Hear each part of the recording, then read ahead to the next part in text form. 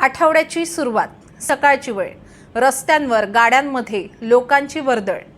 आज पटापट काम आटपून संध्याकाळी लवकर घरी यायचे, याच आशेनं प्रत्येक जण घराबाहेर पडत असतो आणि थोड्या वेळाने घरी फोन येतो।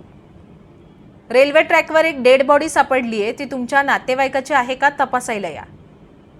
काय अवस्था होत असेल हे ऐकणाऱ्या व्यक्तीची, काळीच फाटत असेल अक्षरशः तिचं। हा असा फोन कधीच आपल्या घरी यायला नको, याची काळजी घेण्याची जबाबदारी कोणाची आहे? आता तरी लावून घ्या सवय घरातून लवकर वेळेत निघण्याची। एखाद्या वेळी होऊ द्या उशीर, पुढची ट्रेन पकडा, पण लटकून प्रवास करण्याची स्टंटबाजी कशासाठी?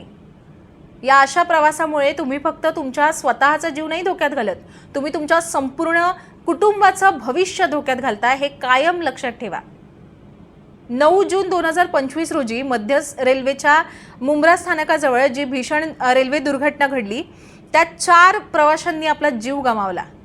2 फास्ट लोकलच्या दारात जे प्रवासी उभे होते ते एकमेकांवर आपटले आणि थेट बाहेर फेकले गेले, त्यातल्या 4 जणांचा मृत्यू झाला। या घटनेनंतर आता रेल्वेने एक महत्त्वाचा निर्णय घेतलाय।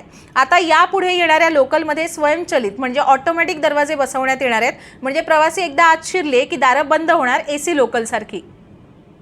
पण मग साध्या लोकलची अशा प्रकारे दारं बंद झाली तर सुखरूप राहतील का प्रवासी आतमध्ये, असाही प्रश्न निर्माण होतोय। यावर तुमचं काय मत आहे आणि मुंबई लोकलची गर्दी कमी करण्यासाठी आणखी काय पर्याय आहे, हे कमेंटमध्ये मांडा।